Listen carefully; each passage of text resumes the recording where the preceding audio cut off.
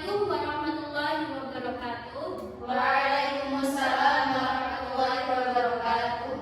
Bagaimana kabarnya anak-anak hari ini? Alhamdulillah, luar biasa. Allahu Akbar. Baik, sebelum kita memulai kegiatan pembelajaran kita hari ini, kita berdoa terlebih dahulu yang dipimpin oleh ketua kelas. Silakan ketua kelas memimpin doa. Berdoa mulai.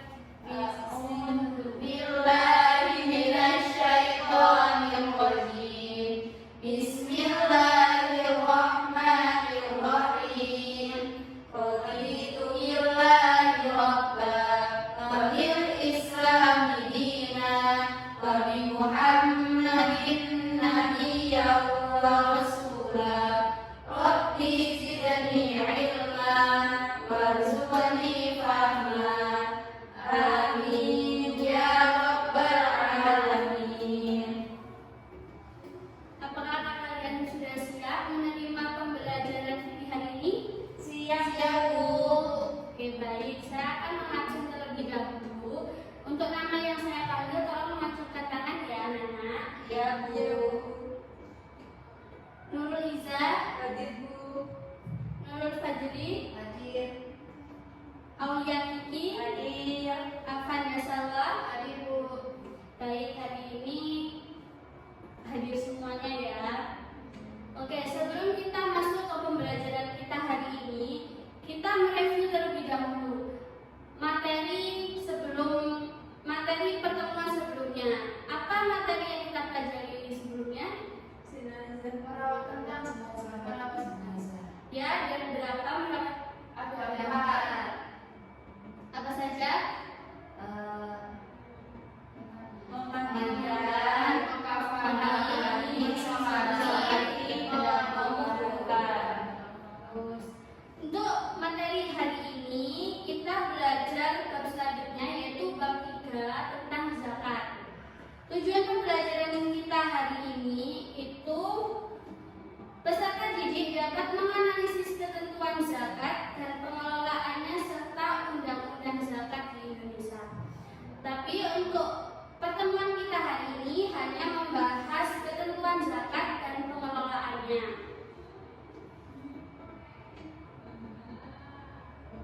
Oke, kalian tahu nggak zakat itu apa? Mungkin sebelumnya kalian mengetahui, pernah dengar zakat itu apa? Saya, Bu. Ya, silakan. Kalau sepengetahuan saya, zakat itu dikeluarkan saat awal masuk bulan Ramadan sampai sebelum sholat Idul Fitri. Ya, betul. Oke. Sekarang kita masuk ke materinya ya. Hari ini kita membahas 5 subbab. Yang pertama pengertian zakat, yang kedua macam-macam zakat, yang ketiga syarat harta yang wajib dikeluarkan zakatnya, yang keempat harta yang wajib dizakati, dan yang kelima golongan penerima zakat. Pengertian zakat. Zakat dalam bahasa Arab bermakna berkembang, berkah, kebaikan, menyucikan, dan memuji. Sedangkan dalam istilah zakat memiliki arti sejumlah harta tertentu yang diambil dari harta tertentu dan wajib diserahkan kepada golongan tertentu. Jadi zakat, semua zakat itu ada ketentuannya sendiri-sendiri.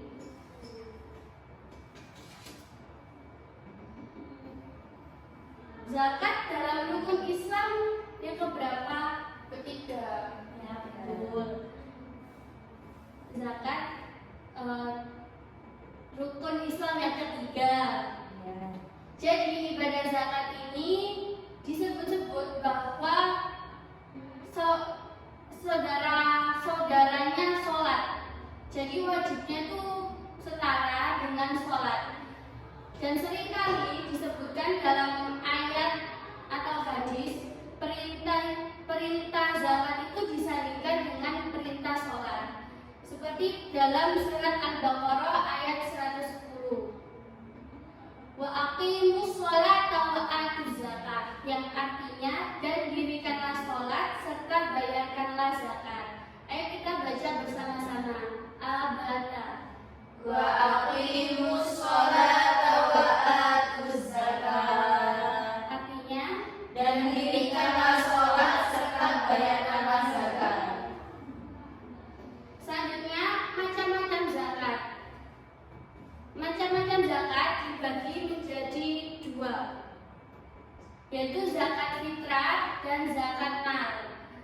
fitrah itu terikat dengan waktu, sedangkan zakat mal tidak.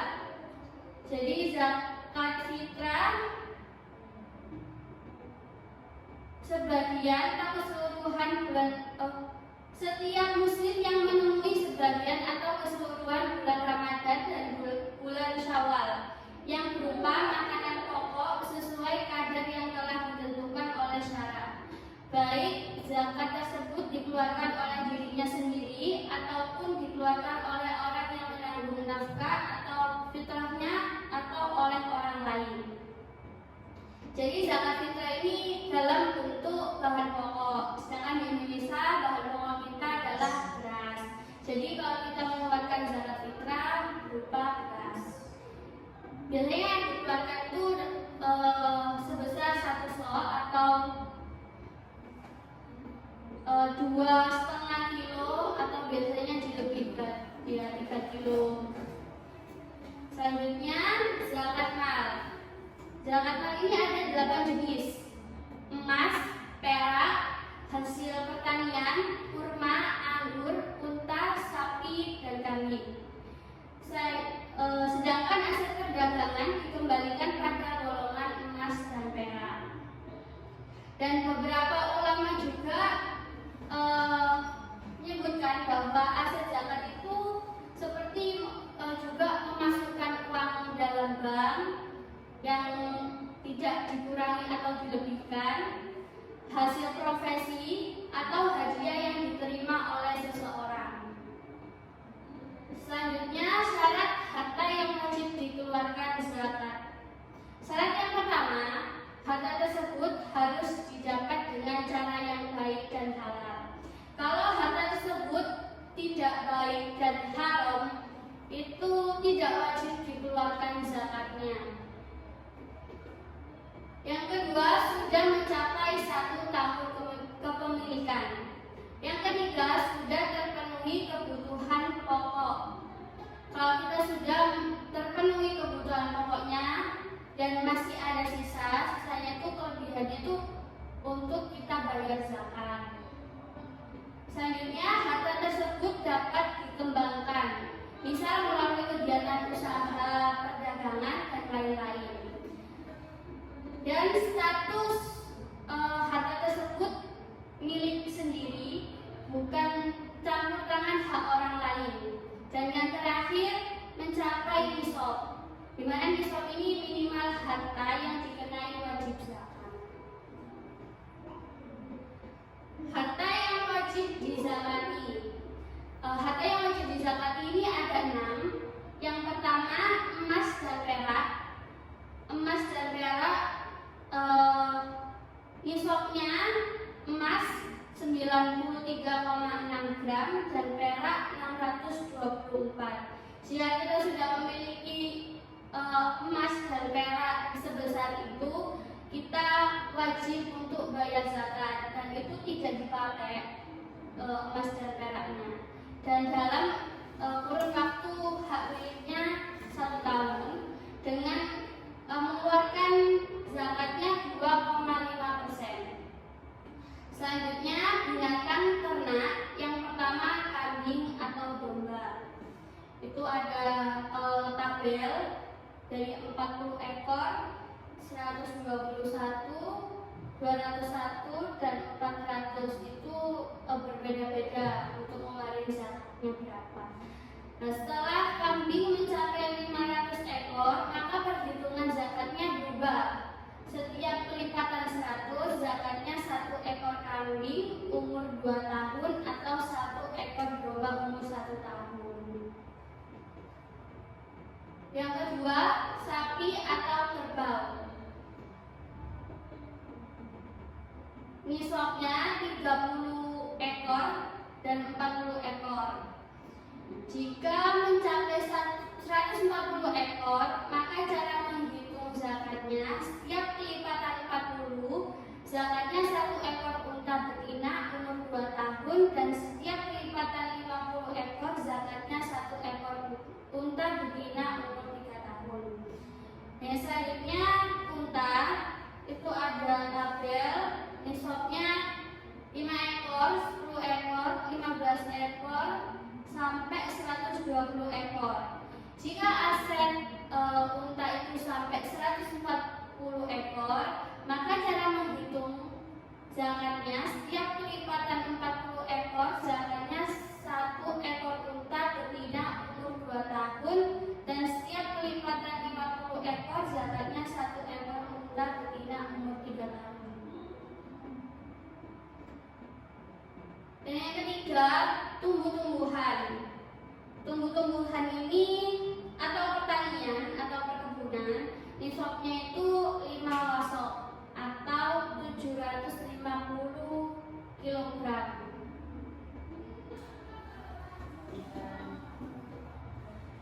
Yang ketentuannya, apabila pada irigasi pertanian atau perkebunan airnya alami atau menggunakan tenaga hujan atau sumber yang tidak mengeluarkan biaya, maka zakatnya 10%. Selanjutnya, jika pertanian atau perkebunan tersebut menggunakan biaya untuk sumber airnya, maka zakat yang dikeluarkan 5%.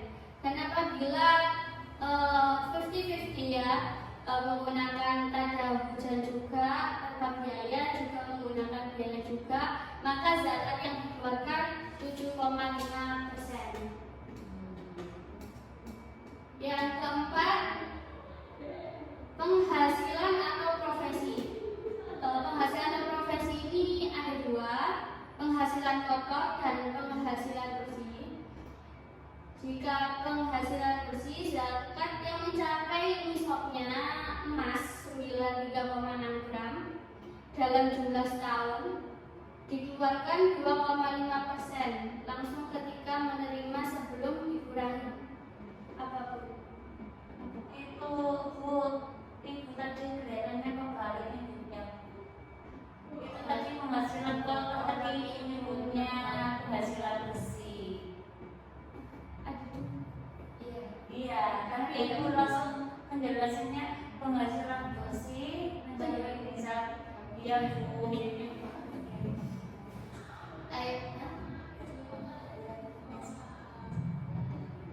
Ya, mohon maaf ya. Jadi kita membahas penghasilan kotor terlebih dahulu. Iya Bu. Jadi penghasilannya kalau sudah sampai mencapai nisab, yaitu 93,6 gram emas dalam jumlah setahun, maka yang dikeluarkan 2,5% ketika menerima sebelum dikurangi apapun. Jadi kalau dapat gaji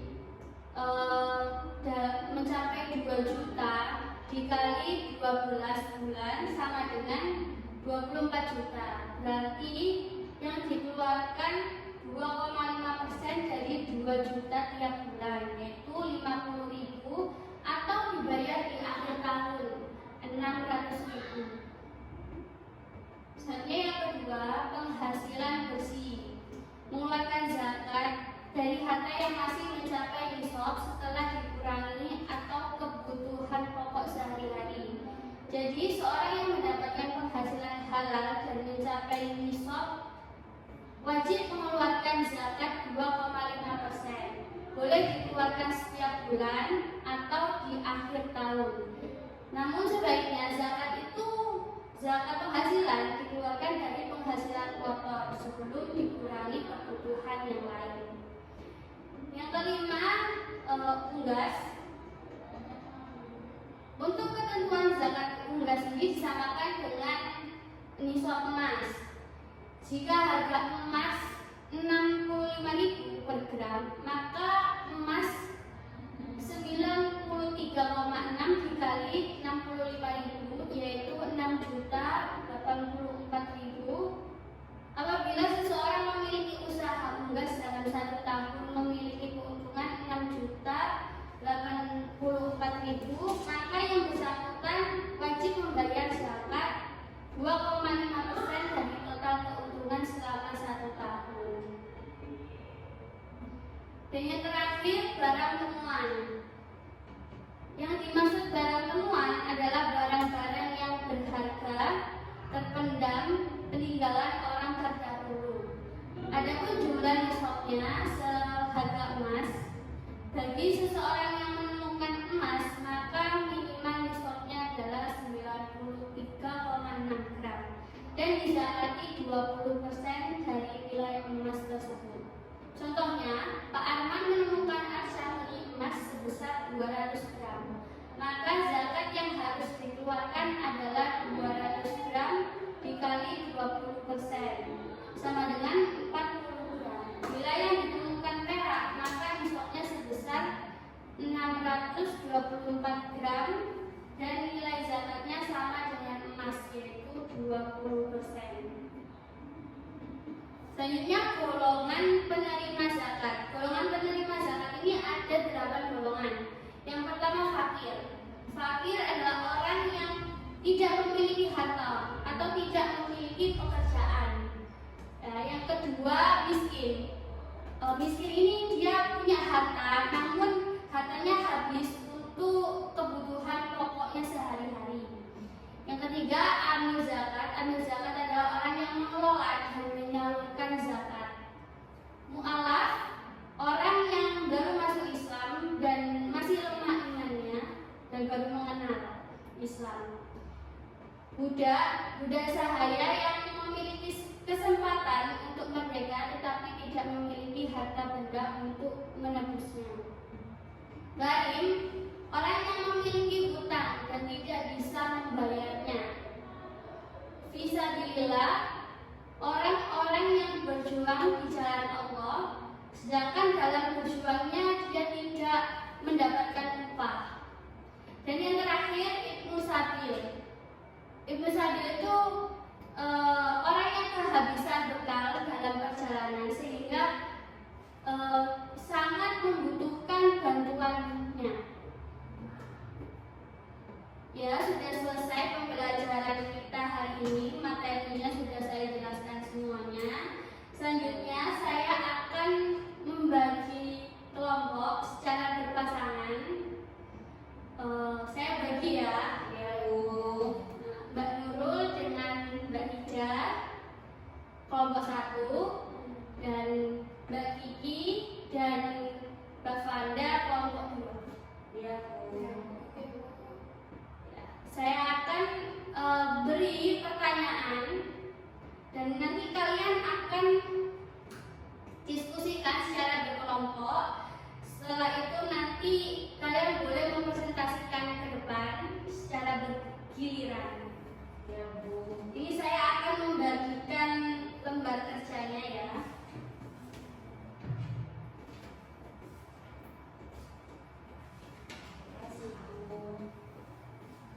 Oke, itu ada 4 soal. Tolong kalian jawab ya. Tolong diskusikan secara berkelompok. Saya kasih waktu 10 menit. Ya. Iya, Bu.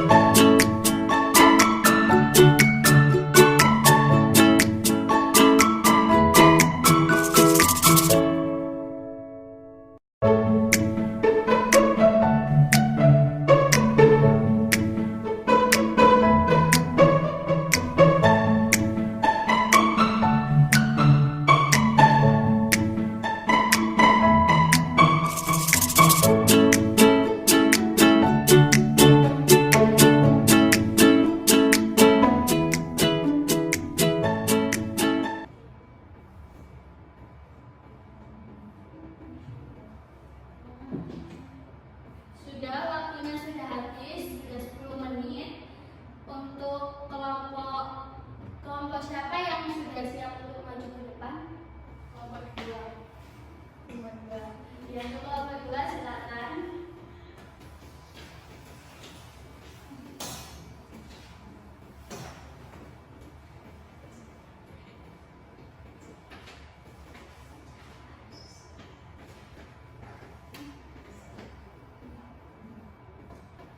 Kami dari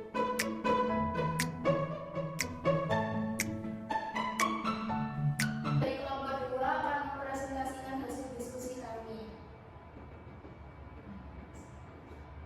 Pengertian dari zakat mal. Zakat mal harus dalam bentuk asal harta tersebut atau nilainya, yaitu dalam bentuk uang, tidak boleh dirupakan dalam bentuk barang, makanan, pakaian, atau selainnya. Jika terdapat fakir atau miskin yang memang tidak bermanfaat jika diberi uang, misal karena dia gila atau mengalami keterbelakangan mental, sehingga jika diberi uang kurang bermanfaat baginya, maka saat itu boleh diberikan benda yang paling dia butuhkan.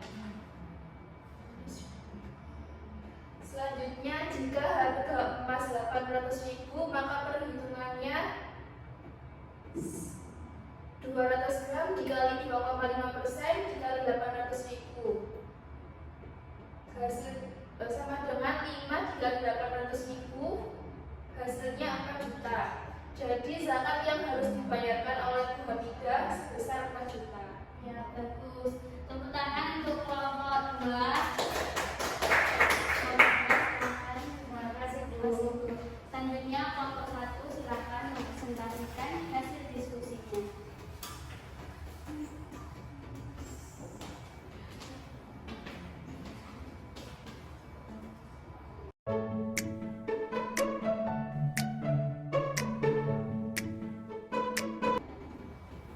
Kami dari kelompok 1 akan mempresentasikan hasil diskusi kami.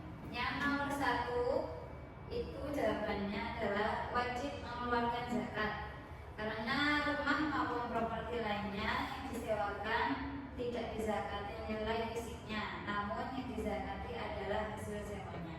Yang nomor 4 akan dijawab oleh Yang menurut itu setiap tingkatan DAI dari irigasi jadi zakatnya dibuat dan tinggalkan dari 10% dalam bentuk beras. Siap. Tepuk tangan untuk kelompok 1. Kelompok 1 silakan duduk di tempatnya kembali. Dari semua rangkaian pembelajaran kita hari ini, ada yang masih dibingungkan tidak? Insyaallah Baik. Sebelum pembelajaran kita akhiri hari ini, coba kita ingat-ingat kembali apa saja sih yang sudah kita pelajari dari awal pembelajaran tadi?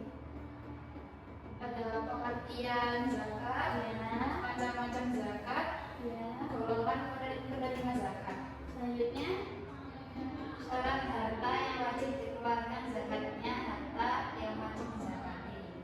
ya bagus. Kita akhiri pembelajaran kita hari ini dengan berdoa dipimpin oleh ketua kelas. Oke, berdoa mulai. Alhamdulillahirabbil alamin. Subhanallahumma wa bihamdika asyhadu an la ilaha illa anta astaghfiruka wa atubu ilaik. Sekian pembelajaran kita hari ini. Mohon maaf bila saya ada salah-salah kata dalam mengajar yang disengaja maupun tidak. Ya, Bu. Tetap semangat dalam belajarnya, karena jika kamu tidak tahan terhadap penatnya belajar, maka kamu akan menanggung bahayanya kebodohan. Karena sejatinya ilmu tidak akan dapat diraih kecuali dengan ketabahan. Sekian, wassalamualaikum warahmatullahi wabarakatuh. Waalaikumsalam